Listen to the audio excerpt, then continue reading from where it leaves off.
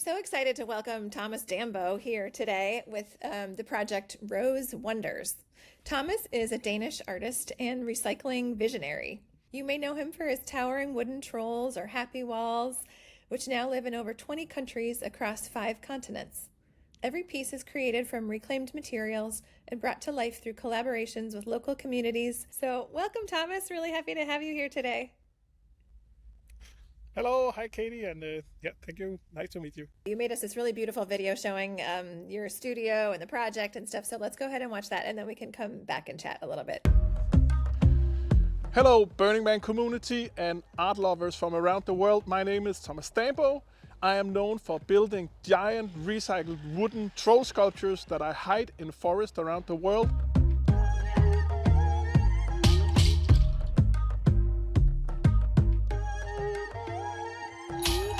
And this here is my studio. I call it Rancho Dambo. It's in Denmark, and today I'll give you a tour.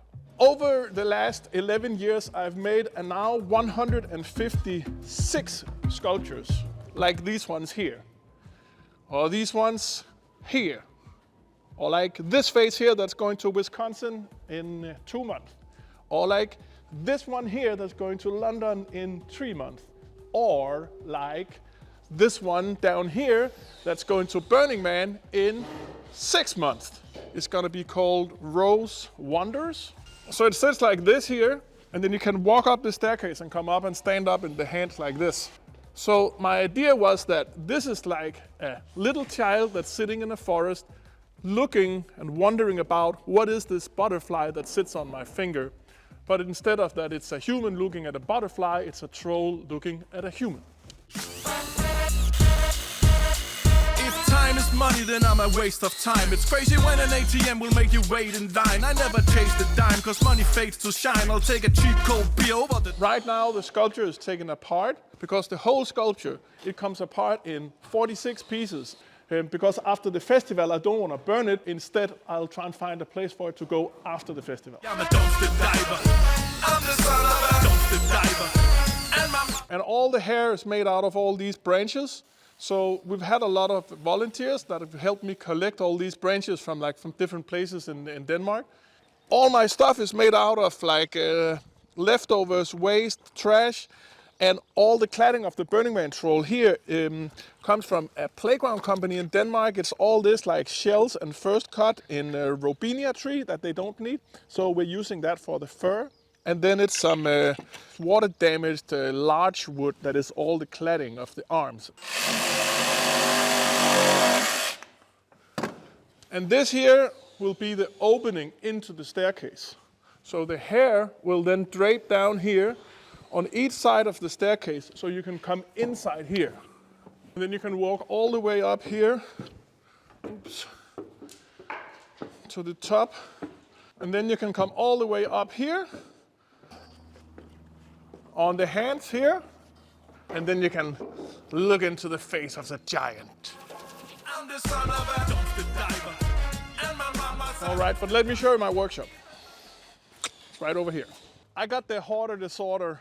I'm borderline, but my mom says I'm sort of fine even though I collect Indian hoods and porks from a porcupine. I'm a dumpster diver. This here's my workshop. And my workshop, we renovated it some 4 years ago. And then we insulated it on the outside, and I took like all these old like aluminum billboards and I chopped them up, and now I call them for dragon shingles, and they are then covering my entire workshop and studio. Come on inside.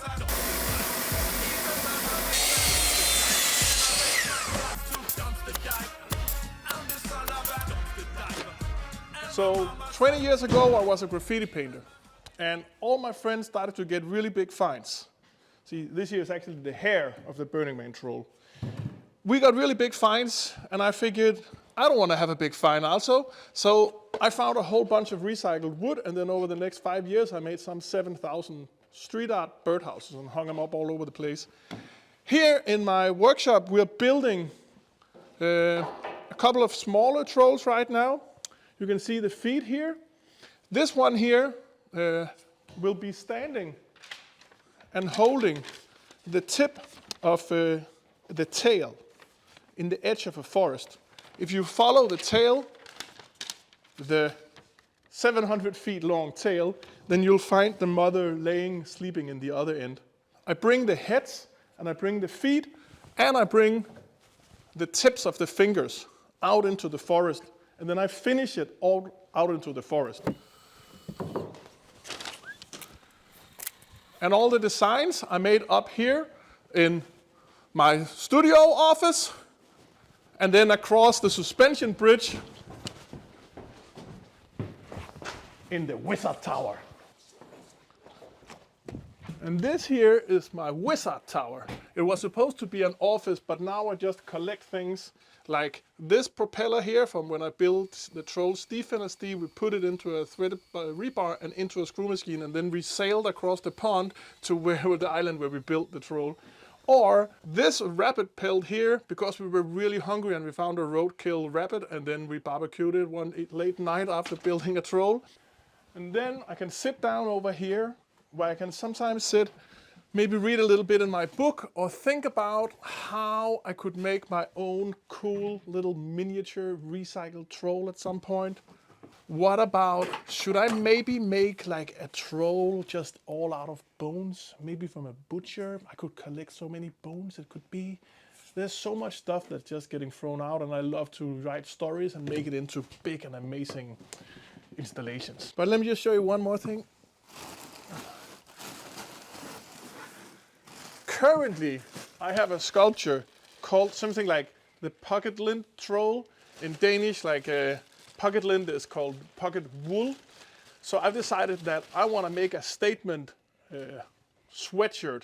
A sweatshirt that's knitted of people's pocket lint. So people are collecting pocket lint for me, and people have different interpretations of pocket lint, but you can see here, like all of this thing here is that people have collected for me through my troll that's collecting it.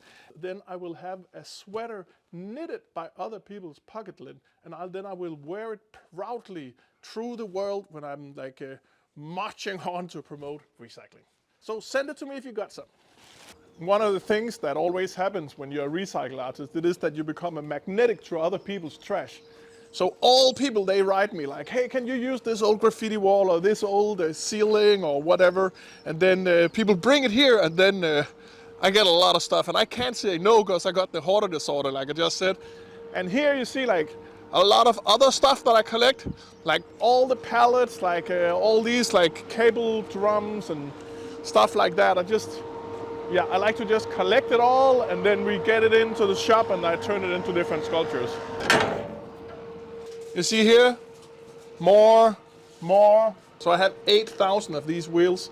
So if somebody out there have a great idea for what to use thousands of these wheels for, then let me know. Up here is probably the most important building at the whole property. It has a special name. We call it for the bodega. So you can see what's going on in here. Yeah, so this is the bodega. And this was one of the first things I built after I moved out here. And this stone here, it has a really special story.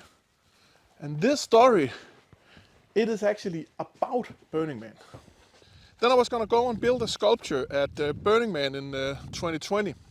The same sculpture that I'm bringing now in 25. But then the festival, as we all know, was to some extent cancelled, or at least the art program was cancelled. And I had gotten the honorary grant at that point of, I believe, $22,000 or something like that.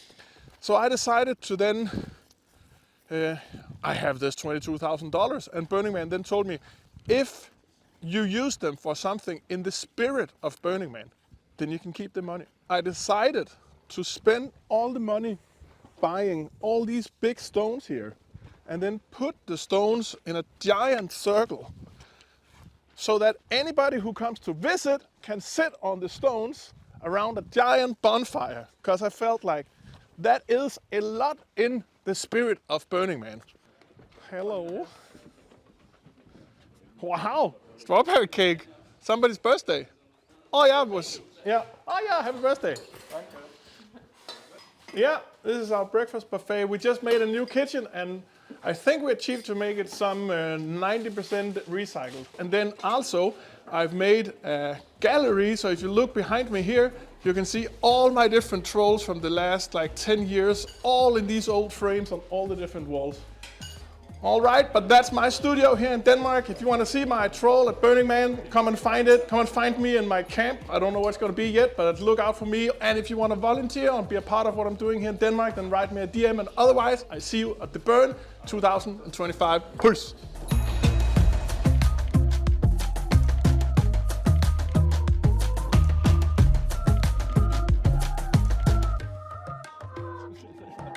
Whoa, what a magical world you have created with your trolls. It's so fun to see your studio and to see all the different ones in there. And then, of course, the huge one that's coming to Burning Man this year, which we're so excited about.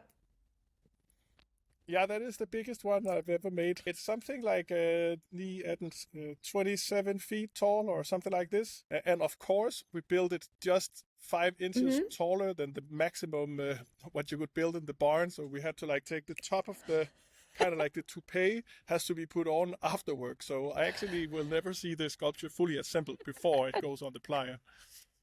Yeah, I remember, well, you and I first met in 2020 when you had proposed a project for Burning Man 2020. And then, we all know what happened to the world in 2020. And now here we are 5 years later. You're actually bringing a work to Black Rock City. And I think actually it was really good that we didn't do the Burning Man project together in 2020 because I didn't really have the capacity, the mind space, the money, or the size of my studio to do it at that point, So it's really, I think it's much better fit now because now I could really max it out and do it super big and nice like it deserved. I recently found this Facebook group of people that are going around and trying to find the trolls everywhere they go. And there's like thousands of people that are fans of your trolls and they go take pictures and they want to go to all of them. And did you ever imagine this whole community you would build around the work that you're doing?